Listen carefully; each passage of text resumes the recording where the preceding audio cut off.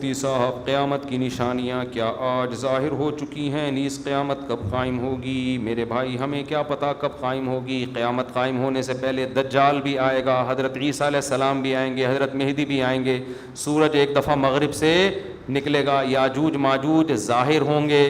کچھ قیامت کی علامتیں تو ظاہر ہو چکی ہیں۔ حدیث میں آتا ہے ارض حجاز سے ایک آگ نکلے گی جو اونٹوں کی گردنوں کو روشن کر دے گی۔ یہ 7ویں صدی ہجری میں یہ آگ نکل چکی ہے، تقریباً محدثین کا اتفاق ہے۔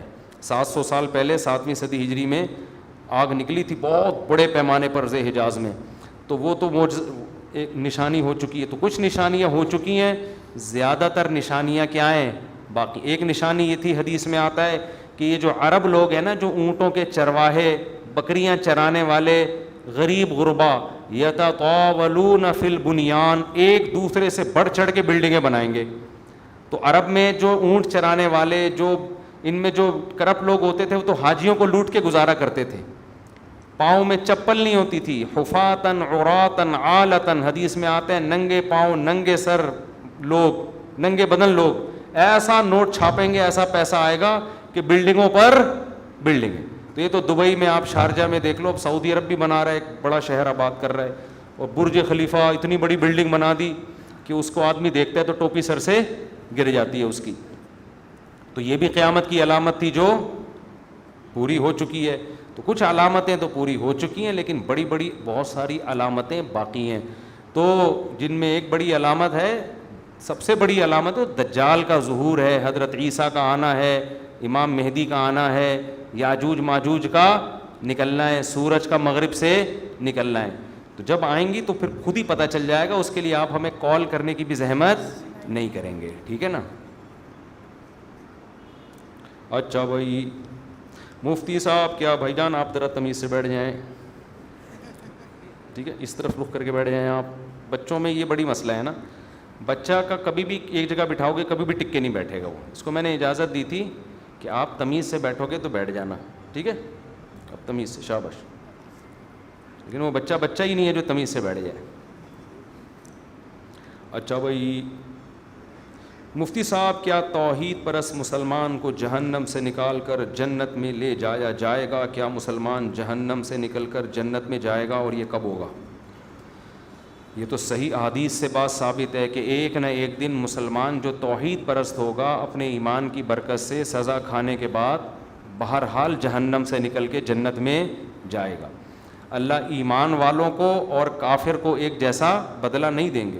حدیث میں آتا ہے کہ جب جہنمی جہنم میں چلے جائیں گے، ایک طویل عرصے کے بعد کافر جو ہے نا، یہ تانا دے گا مسلمان کو کہ تم میں اور ہم میں فرق کیا ہے؟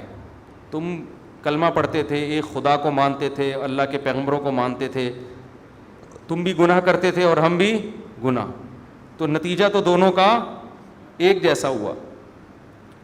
تو حدیث میں آتا ہے اللہ کو غضب آئے گا، اور اللہ ایک بہت بڑی تعداد صرف ایمان کی برکت سے جہنم سے نکالے گا۔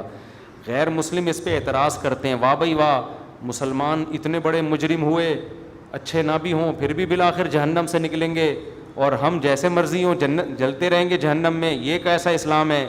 بھائی اپنوں کا ہمیشہ دنیا خیال کرتی ہے، اور جو اپنے نہیں ہوتے ان کا خیال نہیں کیا جاتا۔ آپ بتاؤ نا، امریکہ کا کوئی بندہ پاکستان میں جرم کرتا ہے، امریکہ کہتا ہے ہمارے حوالے کرو، ہاتھ لگانے کی بھی اجازت نہیں ہے، کیونکہ ہمارا نیشنل ہے، یہ ہمارا کلمہ پڑا ہوا ہے اس نے، ٹھیک ہے نا؟ تو غیرت، جو بھی غیرت مند حکومت ہوگی وہ یہ کرے گی۔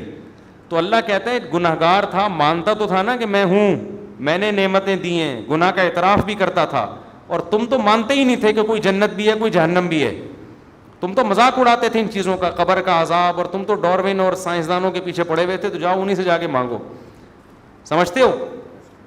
تمہیں ڈاروین نے الٹی پٹیاں پڑھا دی تھیں کہ یہ مرغی خود بنی ہے، یہ انڈے، یہ جو مرغی 21 دن انڈے سیتی ہے نا اور گھماتی رہتی ہے، یہ اس کی کھوپڑی میں آٹومیٹیکلی آ گیا تھا۔ یہ بکری کا بچہ پیدا ہوتے ہی جو تھنوں کی طرف لپکتا ہے، یہ ایوولوشن کا نتیجہ ہے، ایوالو ہوئے، یہ اتنے سمجھدار ہو گئے، پیدا ہوتے ہی تھن تلاش کر رہے ہیں۔ سبحان الذی خلق الازواج کلھا، اللہ کہتے ہیں پاک ہے وہ ذات جس نے ہر چیز کے نر مادہ جوڑے بنائے۔ ایوالو ہونے کے نتیجے میں نر مادہ کیسے بن گئے؟ کیا ہو گیا بھائی؟ یہ سائنس اتنی ذہین ہے, نیچر اتنی ذہین ہے کہ ہر چیز نر اور مادہ میں ڈیوائڈ ہو گئی ہے, پھر ان کا ملاپ ہوتا ہے, بچے پیدا ہوتے ہیں. یہ ایوولوشن کا نتیجہ نہیں ہو سکتا, یہ کسی نے بنایا ہے. تو ہم تو بھائی اس بنانے والے کو مانتے ہیں کہ مرغا مرغی خود نہیں پیدا ہوئے, اس کے نتیجے میں انڈا آٹومیٹیکلی وجود میں نہیں آ رہا. اس انڈے میں ایسے سافٹ ویئر کہ مرغی انڈا دینے سے پہلے چھپتی ہے کہاں جا کے دینا ہے, اس کو پہلے سے پتا ہے کہ یہ انڈے سے کیا نکلے گا, بچہ نکلے گا, حالانکہ اس نے کسی سے سیکھا نہیں ہے. ایوالو اگر ہو رہی ہیں چیزیں تو باڈی میں تبدیلی آئے نا, کھوپڑی کہاں سے اتنی ترقی کر رہی ہے؟ بتاؤ کسی کو ہنر سکھائے بغیر خود کوئی سیکھ لیتا ہے؟ ڈرائیونگ کی سیٹ پہ بٹھا کے چلوانا پڑتا ہے تو جا کے انسان ڈرائیونگ سیکھتا ہے, جو بالکل سادہ سا کام ہے. مرغی نے انڈوں کو 21 دن بیٹھ کے سینا کہاں سے سیکھ لیا, اور اس کو یہ بھی پتا ہے اس کو کیا کرنا ہے, یہاں سے بھی پکانا ہے, اب یہاں سے بھی پکانا ہے اس کو, ٹھیک ہے نا. اور ایسے قربانیاں دے کے بچے نکالتی ہے, پھر ایسے ان کی پھر دانا توڑ توڑ کے ان کے منہ میں ڈال رہی ہے, پہلے ان کو کھلاتی ہے پھر خود کھاتی ہے. یہ سب چیزیں ایوولوشن کا نتیجہ نہیں ہے.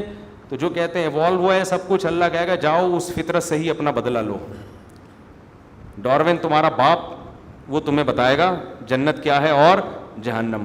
جو اللہ کو مانتے تھے کہ یہ سب کسی کا پیدا کردہ ہے, اللہ کہے گا آج جنت انہی کے لیے ہے, ان کے علاوہ کسی اور کے لیے نہیں ہے. تو جتنا اچھا عمل کر لو, جنت بنائی اللہ نے ہے, تو اس کو نہیں مانو گے تو وہ پہلی شرط ہی نہیں پائی جاتی. آپ کسی ملک کے شہری ہیں, بہت اچھے طریقے سے رہ رہے ہیں, آپ سعودی عرب میں رہ رہے ہیں, قانون کو فالو کر رہے ہیں, ریڈ پہ رک رہے ہیں, گرین پہ چل رہے ہیں, بادشاہ کے حق میں تقریریں کر رہے ہیں. ایک دن کسی شرطے نے بولا تمہارے پاس اقامہ ہے یہاں رہنے کا؟ ہے بھائی. آپ نے کہا اقامہ تو نہیں, میں تو سرنگ بنا کے بارڈر کراس کیا ہے میں نے, اللیگل رہ رہا ہوں. کہے گا بھائی اللیگل نہیں ہوتا, آپ کتنے اچھے ہیں, نکلو یہاں سے. تو جو اللہ کو مانتا ہی نہیں ہے میرے بھائی, وہ تو نیشنل ہی نہیں ہے نا, اس کو تو قومیت ہی نہیں ملی ہے.